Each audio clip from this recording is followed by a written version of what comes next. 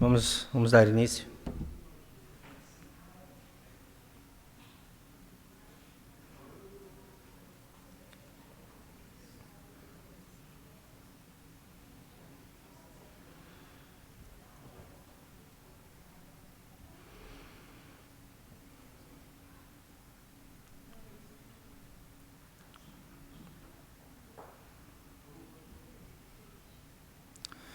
Nós vamos retomar nossos estudos em Filipenses. Vamos hoje focar no capítulo 2, versos 5 a 11. Mas vamos começar orando e pedindo a bênção do Senhor.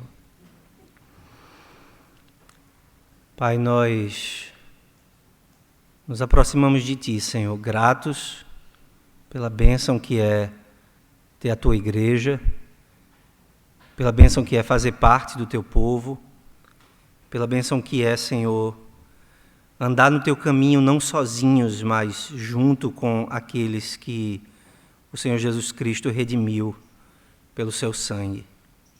Obrigado, Senhor, pela comunhão dos santos e porque nós podemos nos dirigir a Ti e Te chamar de Pai junto com nossos irmãos. Nós pedimos, Senhor, o perdão dos nossos pecados, confessando as nossas faltas e reconhecendo que temos falhado, Senhor, em viver de acordo com a Tua santa lei. Nós pedimos que o Senhor nos purifique, nos limpe, nos perdoe e nos faça mais e mais semelhantes a Jesus. Agora, quando vamos estudar a Tua palavra e depois orar juntos, nós pedimos que o Teu Espírito esteja conosco, nos guiando, nos conduzindo e nos fazendo aprender de Ti, não apenas para conhecer, mas para viver de acordo com a Tua palavra. Em nome de Jesus nós oramos. Amém. Nós vamos estudar Filipenses 2, 5 a 11, mas eu vou ler Filipenses 2 começando no primeiro verso. Assim diz a palavra do Senhor. Se há, pois, alguma exortação em Cristo, alguma consolação de amor, alguma comunhão no Espírito, se há entranhados afetos e misericórdias, completai a minha alegria, de modo que penseis a mesma coisa, tenhais o mesmo amor, sejais unidos de alma, tendo o mesmo sentimento.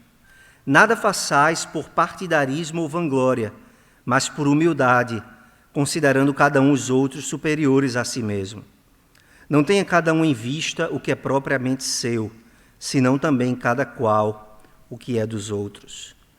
Tende em vós o mesmo sentimento que houve também em Cristo Jesus, pois ele, subsistindo em forma de Deus, não julgou como usurpação o ser igual a Deus. Antes a si mesmo se esvaziou, assumindo a forma de servo, tornando-se em semelhança de homens, e reconhecido em figura humana, a si mesmo se humilhou, tornando-se obediente até a morte e morte de cruz. Pelo que também Deus o exaltou sobremaneira e lhe deu o nome que está acima de todo nome, para que ao nome de Jesus se dobre todo o joelho, nos céus, na terra e debaixo da terra, e toda língua confesse que Jesus Cristo é o Senhor, para a glória de Deus Pai. Amém. Bom, irmãos, se os irmãos lembram, faz um tempo que nós estudamos a última sessão dessa carta, mas nós temos desenvolvido os nossos estudos na Epístola aos Filipenses e já mostramos que o foco da parte principal de Filipenses, que vai do capítulo 1, versículo 27, até o capítulo 4, versículo 9, essa parte principal da carta, ela nos ensina o que é uma vida moldada pelo Evangelho, o que é uma vida moldada por uma mentalidade evangélica. E essa seção menor que nós temos trabalhado, que começa no capítulo 1, verso 27, e vai até um pouco adiante aqui no capítulo 2, o foco dessa seção é a unidade da igreja moldada pelo Evangelho de Cristo. No capítulo 1, versos 27 a 30, nós vimos que Paulo foca no aspecto da firmeza, unidade na firmeza, e ele vai mostrar como ele, como pastor, espera que os crentes sejam firmes lutando juntos por uma só fé evangélica. E agora, quando nós estamos aqui nos versos de 1 a 11, o foco de Paulo é uma unidade que é produzida pela abnegação, por um considerar os interesses dos outros antes dos nossos, por colocar a vida, a pessoa, as coisas dos outros acima e na frente dos nossos próprios interesses. Essa abnegação, esse ato de se focar no outro, e menos em nós e mais no outro, é o que Paulo está desenvolvendo aqui no capítulo 2, do verso 1 até o verso 11. E essa é uma única sessão que nós poderíamos ter trabalhado junta, mas nós dividimos e fizemos os versos 1 a 4 primeiro, e hoje vamos fazer os versos 5 a 11. Mas o que Paulo está ensinando aqui no capítulo 2, versos 1 a 11, é que nós somos chamados a buscar a unidade da igreja através de uma mentalidade abnegada semelhante à de Cristo. E aí o que nós vimos nos versos 1 a 4 é a exortação de Paulo à abnegação dos cristãos. Nós vimos que Paulo primeiro nos dá os fundamentos da unidade pela abnegação, no verso 1. Ele foca na obra de Deus em nós. O que Deus fez por nós é o fundamento da maneira como nós devemos viver agora. No verso 2, Paulo nos diz como essa abnegação é produzida. Ele diz que é produzido por nós termos um só pensamento, a mesma disposição de mente, o mesmo modo de enxergar a realidade, o mesmo conjunto de valores. Isso é o que nós devemos desenvolver para alcançarmos essa unidade através da abnegação. E aí, a partir do final do verso 2 até o verso 4, Paulo vai nos dizer quais são os meios, como é que nós chegamos nesse ponto, como é que nós chegamos nessa unidade pela abnegação. E Paulo nos diz que nós devemos ter o mesmo amor, pensar a mesma coisa, ser unidos de alma, ter o mesmo sentimento, e etc, etc. Nós vimos que o que Paulo ensina aqui é que nós devemos perseguir o mesmo objeto de amor. Amor a Deus e ao próximo deve ser o centro da nossa vida. Nós devemos possuir o mesmo estado de espírito, sem ambição egoísta, sem vanglória, com humildade. Nós devemos priorizar as outras pessoas e os interesses das outras pessoas. Agora nós chegamos no verso 5. E o que Paulo faz no verso 5 é ao mesmo tempo esperado e surpreendente. É esperado porque Paulo, em todo lugar, ele mostra que a ética cristã é fundada no Evangelho. O que Deus exige de nós é o que Cristo fez por nós. Deus não nos ordena a fazer nada que Ele próprio em Cristo não seja o supremo exemplo de como nós devemos fazer. Então, nesse ponto, é esperado o que Paulo vai fazer agora, porque ele vai focar em Cristo e vai mostrar como Cristo é o exemplo dessa abnegação, o supremo exemplo dessa abnegação.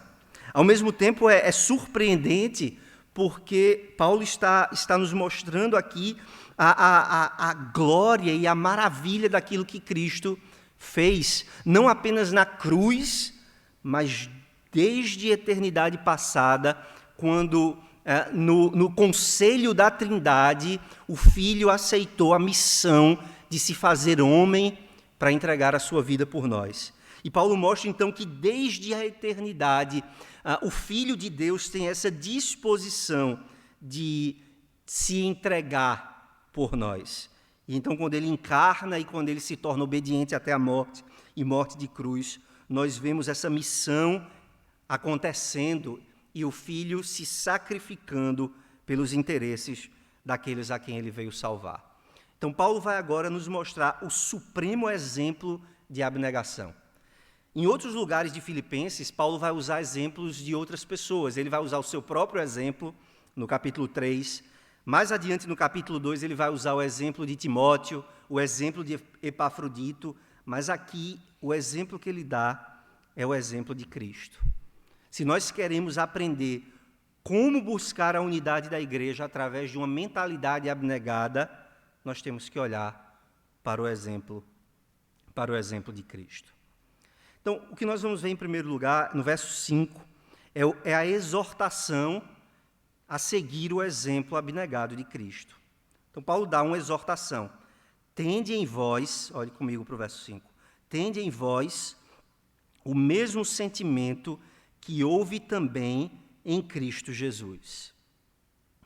A nossa tradução ela tem vários imperativos a partir do verso 1, mas, na verdade, no original só há 2 imperativos. O primeiro é completai a minha alegria de modo que penseis a mesma coisa. Essa é a primeira ordem que Paulo dá no verso 2. A segunda ordem que ele dá vem aqui no verso 5. Tende em vós o mesmo sentimento. Ou mais literalmente, o que Paulo está dizendo é, a gente já viu isso, a nossa Bíblia traduz por sentimento, mas a palavra aqui é pensar, o verbo é pensar. Paulo está dizendo, isto pensai.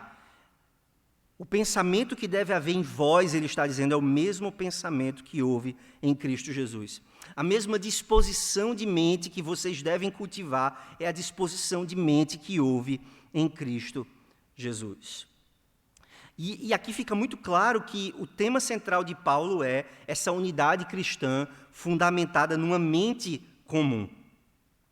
E a mentalidade que nós devemos ter é a mesma mentalidade abnegada que houve em Jesus Cristo. E como nós já dissemos, o que o verso 5 nos ensina é que a ética cristã é fundada no Evangelho. O Evangelho é a raiz da ética cristã. O que nós somos chamados a fazer pelos outros é o que o próprio Cristo já fez por nós. E aí a pergunta que Paulo vai, de certa maneira, responder a partir de agora é: o que foi que Cristo fez por nós? Qual é o exemplo que nós devemos seguir? Então, nos versos 6 a 8, Paulo vai expor o exemplo abnegado de Cristo. Então, primeiro ele nos exorta a seguir esse exemplo, e então ele explica ou expõe qual é esse exemplo. E Paulo elabora esse tema da abnegação de Cristo com 3 ideias fundamentais. E são, por assim dizer, 3 movimentos de descida. É como se são 3 estágios em que Cristo vai se humilhando mais e mais até o ápice, até o momento mais profundo da sua humilhação.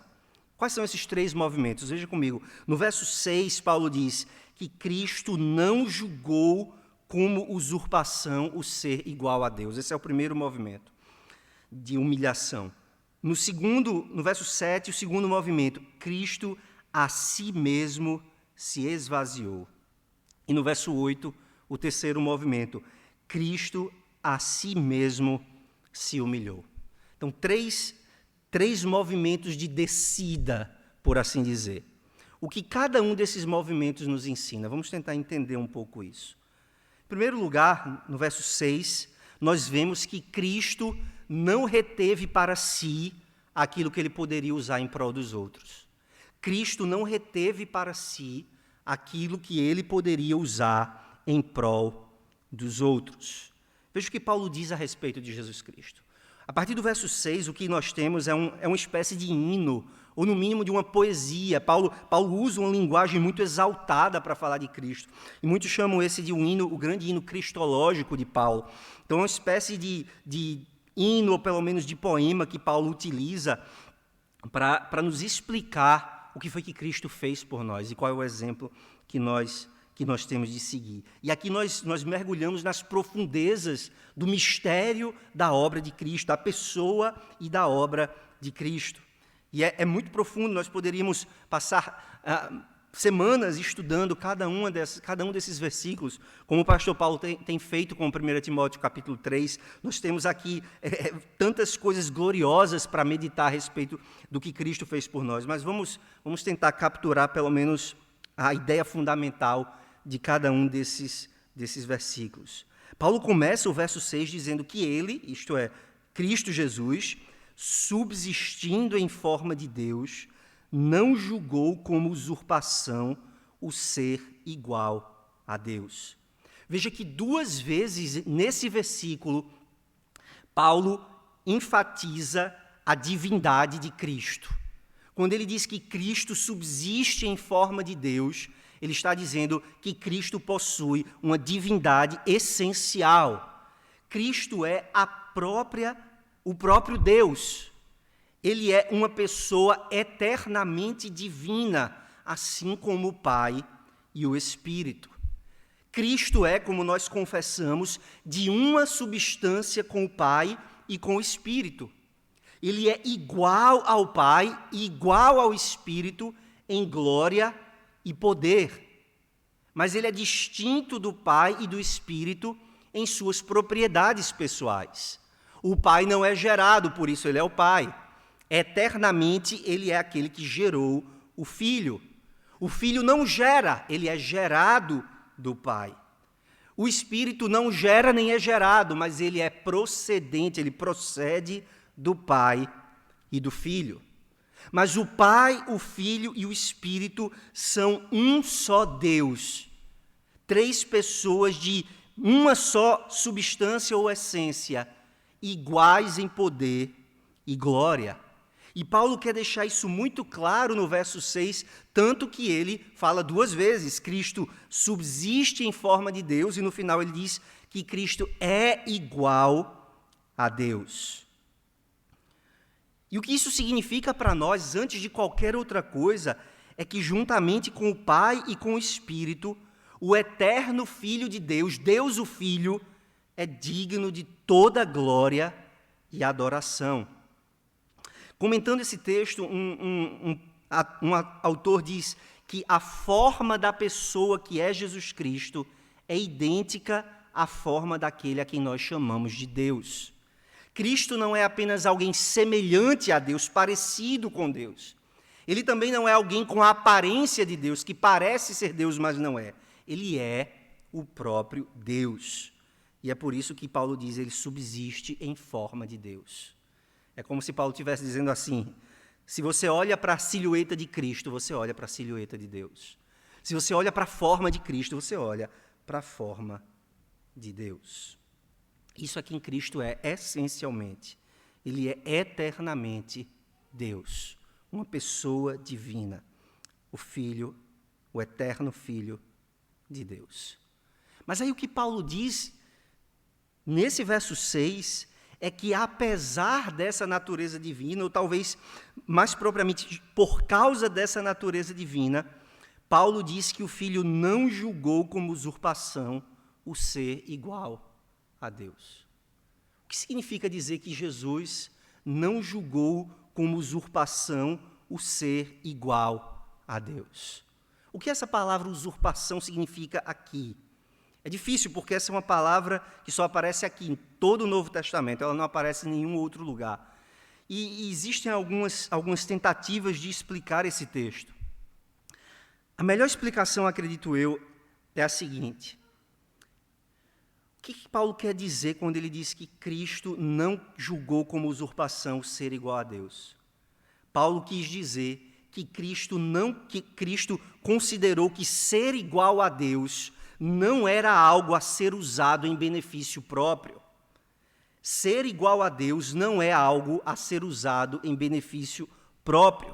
É assim que essa palavra é geralmente usada fora do Novo Testamento. Ela é usada com o sentido de explorar ou tirar partido de algo.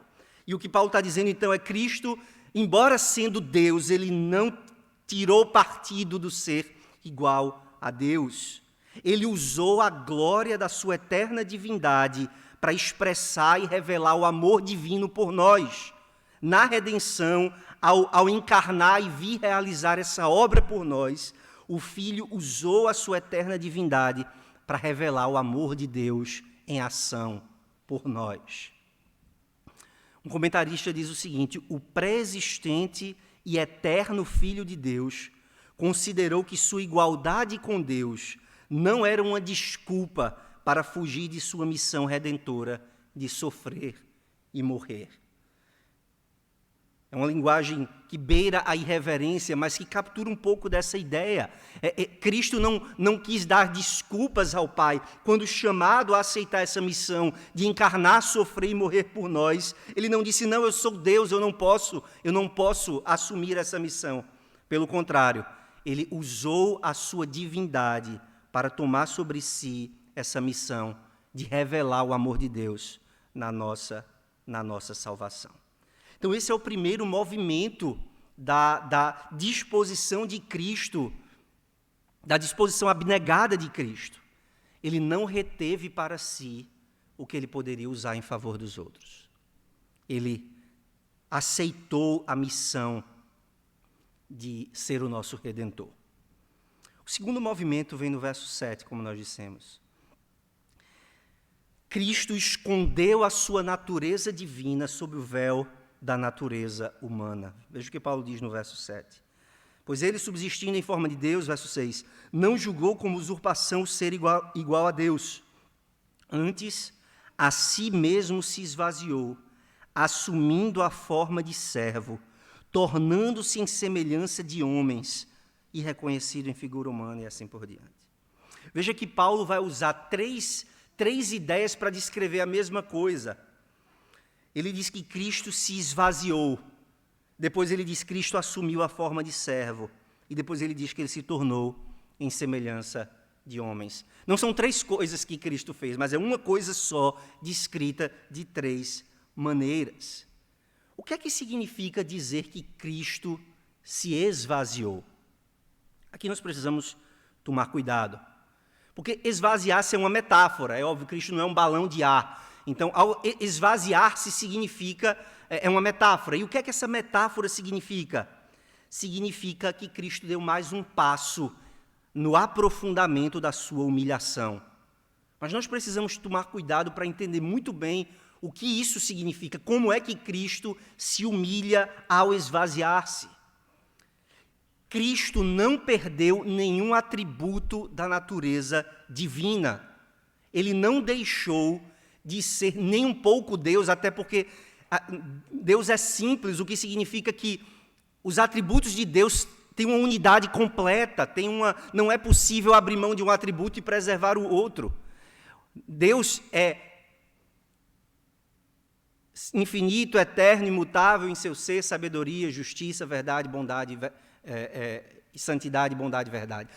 Se Deus deixa de ser santo, ele deixa de ser justo. Se ele deixa de ser bom, ele deixa de ser sábio. Se ele deixa de ser... Enfim, se qualquer atributo de Deus for sacrificado ou renunciado, ele perde... Cristo deixa de ser Deus absolutamente. Não é possível ser parte Deus e não parte Deus, e parte não Deus. Cristo não perde nenhum atributo da natureza divina ao esvaziar-se. Ele continua possuindo e sendo Deus em todos os seus atributos. Ele continua sendo infinito, eterno, imutável em seu ser, sabedoria, santidade, justiça, bondade e verdade. Tanto é assim que Cristo fala o tempo todo nos evangelhos desses atributos. Ele diz, olha, antes que Abraão existisse, eu sou. Ele é eterno. Ele fala do seu poder, ele fala da sua glória, ele fala da sua santidade em todo lugar. Cristo não se desfez de nenhum atributo da natureza divina. E isso é muito importante nós entendermos. Cristo não perde nenhum atributo da sua natureza divina. Então, como é que ele se esvazia? Vai parecer um paradoxo. Mas Cristo não se esvazia perdendo algo da sua natureza divina, mas acrescentando algo a essa natureza. Porque a essa natureza divina, Cristo acrescenta uma natureza humana. E é isso que Paulo diz, é essa explicação que o próprio Paulo dá. Ele se esvaziou como? Assumindo a forma de servo, tornando-se em semelhança de homens. Então, Cristo não se esvazia perdendo alguns dos atributos de Deus, mas ganhando uma natureza humana que ele toma para si. Cristo é uma eterna pessoa divina que agora toma para si também uma natureza verdadeiramente humana. E como é que Paulo descreve essa natureza humana de Cristo? Ele diz que ele assume uma forma de servo. E essa linguagem deveria imediatamente nos levar de volta para o Antigo Testamento. Especificamente o livro do profeta Isaías, onde o Senhor anunciou que o Messias seria um servo. O meu servo, o justo, com o seu sacrifício, justificará a muitos. Cristo é o servo sofredor de Isaías, e ele disse isso no contexto de falar sobre a abnegação. Ele disse, olha, para os discípulos, quando a mãe de Tiago e João pediu que Cristo lhes desse um lugar à sua direita e um lugar à sua esquerda no reino, o que foi que Cristo disse? Olha, os reis da terra, as pessoas importantes desse mundo, elas buscam esse tipo de glória, mas entre vocês não será assim. Quem quiser ser o primeiro, seja o último. Quem quiser ser o maior, seja aquele que sirva, tal qual o Filho do Homem, que não veio para servir, mas para ser servido, não veio para ser servido, mas para servir e dar a sua vida em resgate de muitos. Então, Cristo toma sobre si essa forma de servo. Ele vem em forma de homem para servir. E Paulo completa dizendo que ele se tornou em semelhança de homens. Nós perguntamos, quando começa a humilhação de Cristo? E é claro que nós já falamos aqui que na eternidade Cristo assumiu essa missão. O Pai e o Filho, na presença do conselho da Trindade, há esse decreto de que o Filho vai tomar sobre si a missão de salvar, de assumir a forma humana e morrer em nosso lugar. Mas na história, quando é que começa a humilhação de Jesus Cristo? Não é quando ele morre na cruz. Não é quando ele é esbofeteado. Não é quando ele passa fome. Não é quando ele é tentado no deserto. A sua humilhação começa na encarnação. Quando no ventre de Maria, o Espírito Santo concebe este que vai ser o Salvador do mundo. Deus, o Deus infinito que os céus dos céus não podem conter, está agora numa célula, num embrião, no ventre de uma mulher. É assim que ele se esvazia, não perdendo nada da sua glória divina, mas escondendo, por assim dizer, essa glória divina sob o véu da natureza humana. Então, quando Paulo diz que Cristo assumiu a forma de servo, ou quando diz que ele existiu em forma de Deus, não está dizendo nem que Cristo não é Deus e nem que ele não é homem, mas que ele verdadeiramente possui uma natureza divina e uma natureza humana. O esvaziamento de Cristo não significa uma renúncia aos atributos de Deus, mas um encobrimento desses atributos, por assim dizer. Um véu é colocado sobre eles, enquanto Cristo está no estado de humilhação. Um véu é colocado sobre esses atributos, mas Cristo não perde nenhum deles. Então, qual é esse segundo movimento de descida? Cristo esconde a sua natureza divina sob o véu da natureza humana, por assim dizer. Qual é, então, o último, terceiro e mais profundo passo que Cristo dá na sua abnegação? Paulo nos mostra que Cristo se fez obediente até o ponto de uma morte humilhante e amaldiçoada. Veja o que ele diz no final do verso 7. E reconhecido em figura humana, a si mesmo se humilhou, tornando-se obediente até a morte e morte de cruz. É só aqui que Paulo diz que Cristo se humilhou. Não porque a sua humilhação não tivesse já começado, mas porque este é o ato derradeiro, esse é o ato final da sua humilhação. Como Cristo realiza esse ato derradeiro, esse ato mais profundo de auto-humilhação? A primeira coisa que Paulo diz é que ele se tornou obediente. Veja, irmãos, existem algumas pessoas em nossos dias que dizem que o Filho de Deus é eternamente subordinado ao Pai. Mas veja que o que Paulo diz não é isso. Em nenhum lugar das Escrituras é dito que o Filho eternamente se submete ao Pai, porque eles são iguais em poder e glória. As três pessoas de Deus são iguais em poder e glória. Quando é que Cristo se submete ao Pai? Quando ele toma sobre si a natureza humana, ele se torna alguém sujeito à lei de Deus. Não é isso que Paulo vai dizer aos Gálatas? Ele, nascido de mulher, nascido sob a lei. É agora que ele se torna obediente.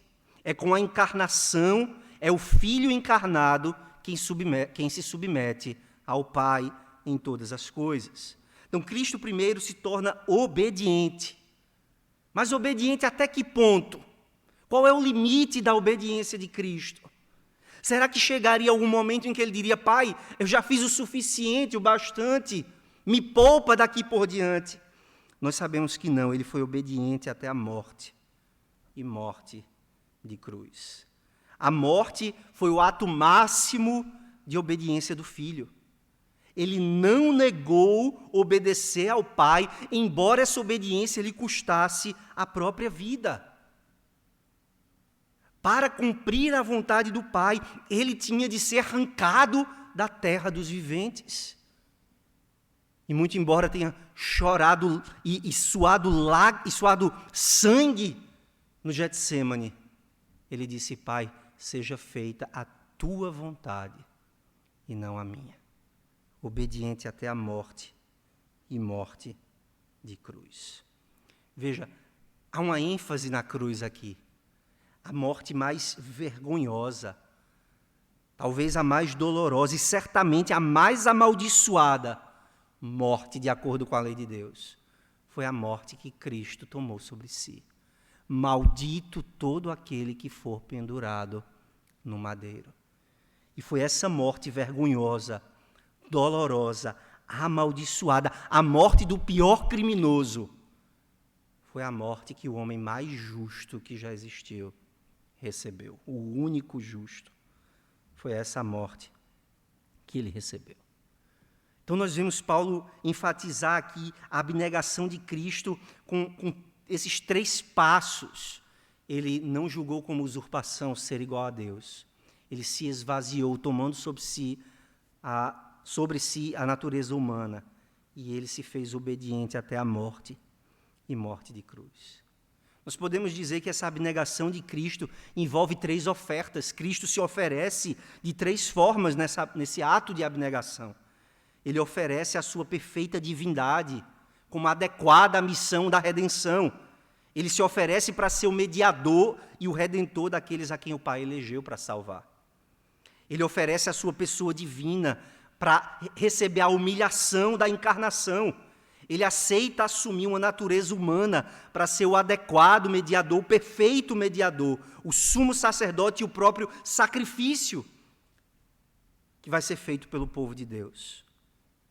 Ele oferece essa pessoa divina e humana para a vergonha da morte. Ele, como filho encarnado, aceita se submeter à lei, a obedecer ao Pai em tudo, e se sujeita à própria maldição da lei, a maldição que ele não merecia sofrer. Não era a morte dele, não era a punição devida a ele, mas apenas porque ele carregava sobre si os nossos pecados. Então veja que Cristo fez tudo isso para a glória do Pai e pelo nosso bem. E é essa abnegação de Cristo, essa sua disposição de colocar os outros na frente de si, é esse exemplo que Paulo nos chama a imitar. Mas ele não termina no verso 8, ele não termina na humilhação de Cristo. A partir do verso 9, Paulo nos fala da exaltação de Cristo como resultado da sua abnegação. Veja o que Paulo diz no verso 9. Pelo que também Deus o exaltou sobremaneira e lhe deu o nome que está acima de todo nome. Deus o exaltou sobremaneira e lhe deu o nome que está acima de todo nome. Paulo começa o verso 9 com uma ideia de conclusão, de resultado. Pelo que? Há uma relação de causa e efeito, que não pode ser entendida pela mente carnal. Se você perguntar a alguém que não conhece a Cristo, qual é o resultado de alguém se humilhar? Qual é o resultado de alguém colocar os interesses dos outros na frente dos seus? O que é que a mente carnal vai dizer? Ora, a humilhação leva à destruição. Se você continuar deixando os outros passarem na sua frente, você vai ser aniquilado, você vai ser destruído, é a morte para você. Mas para a mente espiritual, o que Paulo faz aqui faz perfeito sentido. O que Paulo diz aqui faz perfeito sentido. Porque nós que temos a mente de Cristo, entendemos, desde o Antigo Testamento essa verdade é anunciada. Deus abate os exaltados, mas confere graça e exalta os humildes. Essa é a mensagem desde o Antigo Testamento. Quando ele chama o rei Davi, ele diz, eu te encontrei por detrás das malhadas. Quando ele chama Samuel, o pequeno Samuel, é porque ele é alguém que se humilha e é parte da obra de Deus, do caráter de Deus, que ele levanta os humilhados e abate os exaltados. E Cristo é o exemplo máximo desse padrão divino. A humilhação leva à exaltação. Mas tem algo curioso aqui. Do verso 6 até o verso 8, que nós acabamos de estudar, quem é que pratica todas as ações? Quem é o sujeito de todos os verbos? É Cristo. Cristo foi quem não julgou como usurpação ser igual a Deus. Cristo quem se esvaziou. Cristo quem se humilhou. Essa obediência é dele. É uma obediência não forçada, não coagida, é voluntária, é pessoal. Mas a exaltação não é ele próprio quem toma para si. Veja, o Pai o exaltou sobremaneira. A humilhação de Cristo lhe pertence, mas a exaltação é algo que ele recebe do Pai.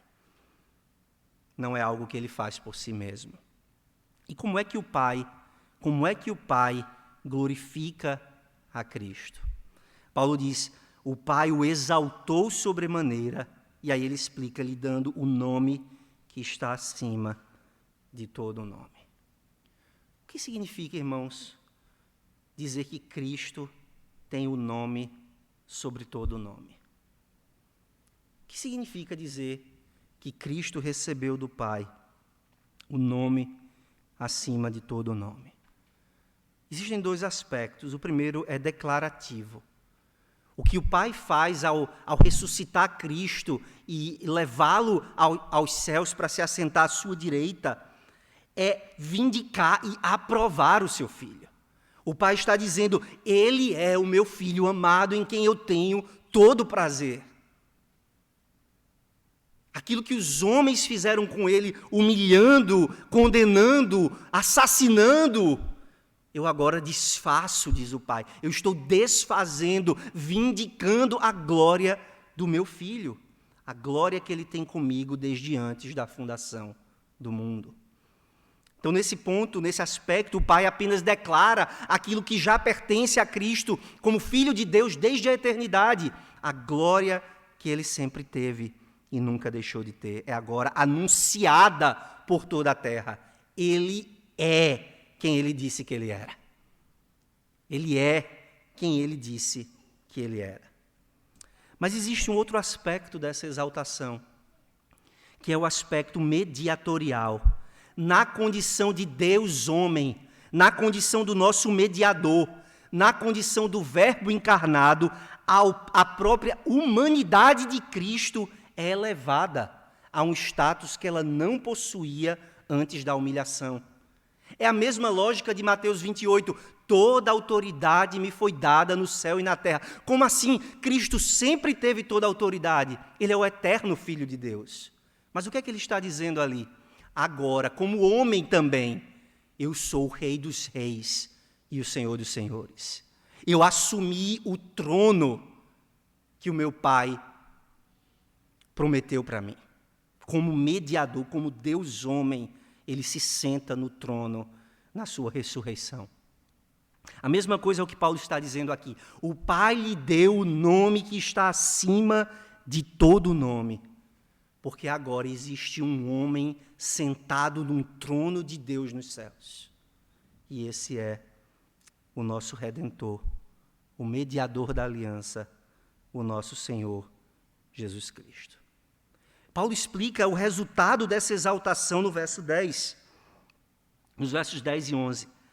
Para que ao nome de Jesus se dobre todo o joelho, nos céus, na terra e debaixo da terra, e toda língua confesse que Jesus Cristo é Senhor, para a glória de Deus Pai. Quais são os resultados da exaltação de Cristo?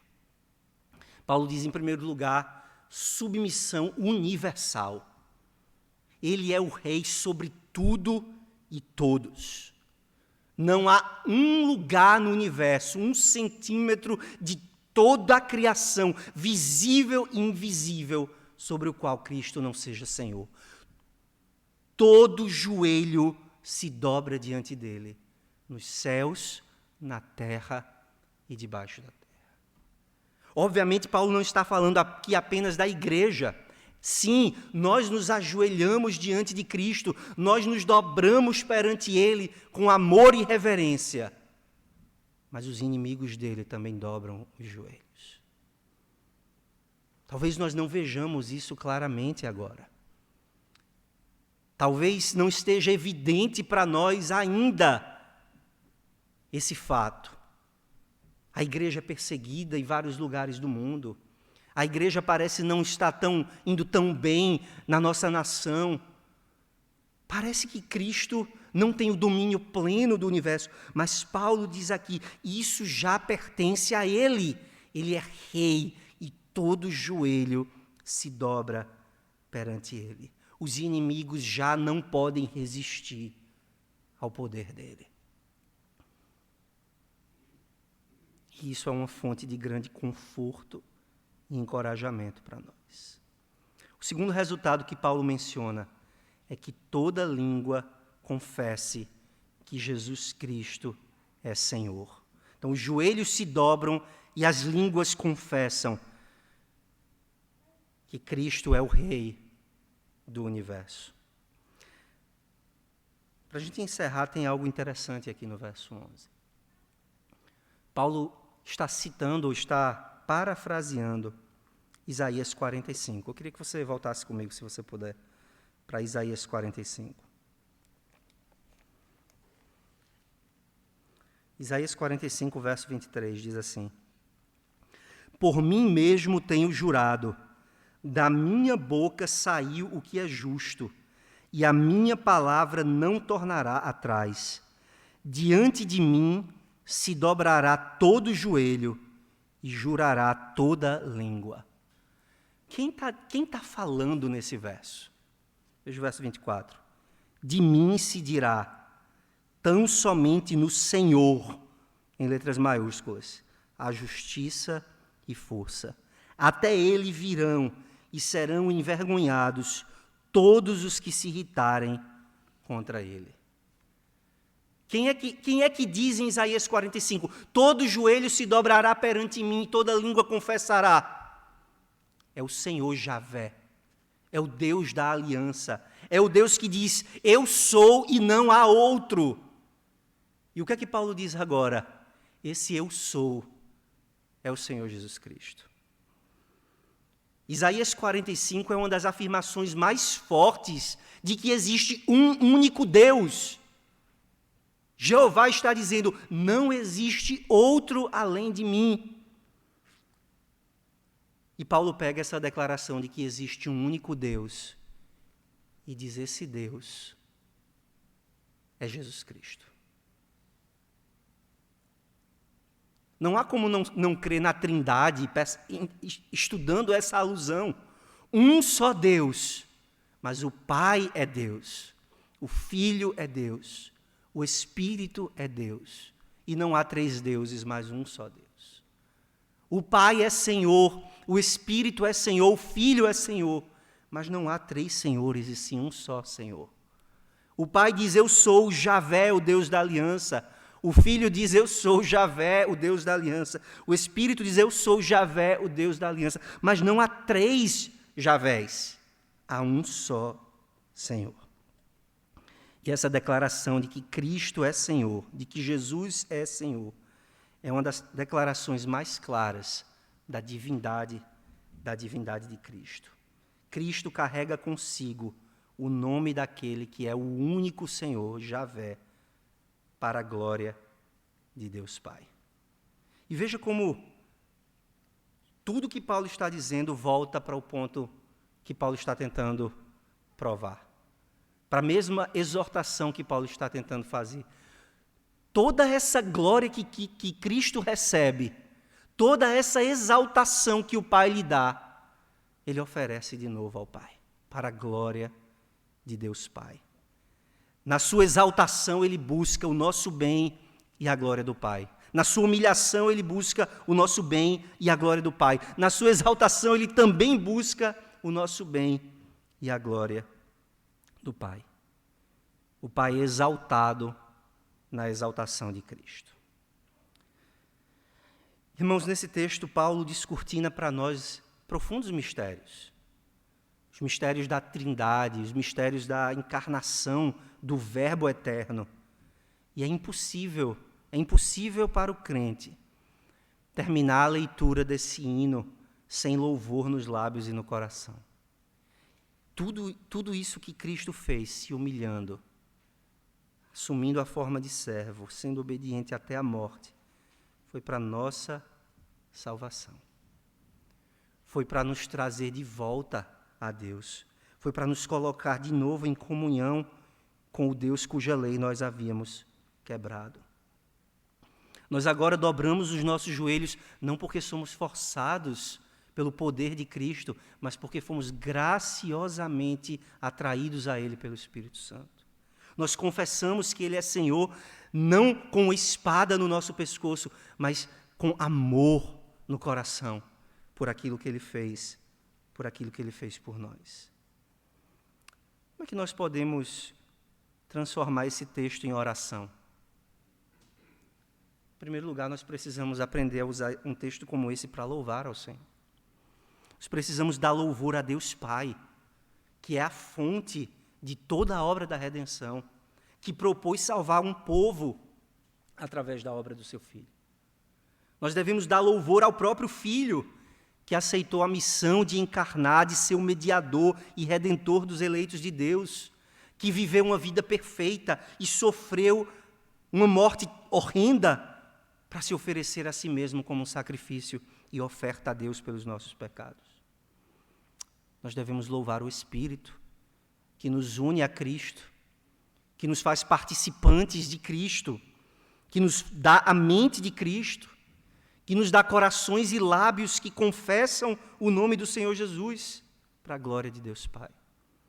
O apóstolo Paulo, em outro lugar, diz que ninguém pode dizer Senhor Jesus, a não ser pelo Espírito de Deus. E é pelo Espírito de Deus que nós, como crentes, dizemos Senhor Jesus. Mas esse texto não nos dá apenas motivos de louvor. Ele também nos ensina a pedir. Pedir o quê, irmãos? Verso 5. Tende em vós o mesmo sentimento que houve em Cristo Jesus. Que um texto como esse nos faça dobrar os nossos joelhos e pedir: Senhor, me faz mais parecido com Cristo. Me faz mais obediente, como o Filho foi obediente. Me dá essa disposição de servir os outros com os meus dons, como Cristo, que não julgou como usurpação o ser igual a Deus. Me dá essa disposição de ser até mesmo humilhado pelo bem dos outros, como Cristo foi humilhado por mim. Me dá, Senhor, essa disposição de sofrer perda e de sacrificar pelos outros, como Cristo, que deu a sua vida como um sacrifício por nós. Que sejamos mais parecidos com Cristo, irmãos, no nosso desejo de glorificar o Pai com a totalidade da nossa vida, seja na nossa humilhação, seja na nossa exaltação, que tudo seja como na vida de Cristo, para a glória de Deus Pai. Vamos orar ao Senhor mais uma vez. Ó Pai, perdoa-nos porque esse alvo que é colocado diante de nós e esse exemplo que nos é apresentado está tão acima da nossa santificação pessoal. Perdoa-nos, Senhor, e nos faz mais semelhantes a Jesus. E nos ajuda, ó Deus, a Te exaltar e a buscar a Tua glória em tudo, e a servir uns aos outros com esse desejo de exibir, de demonstrar a mente de Cristo. É no nome dele que oramos. Amém.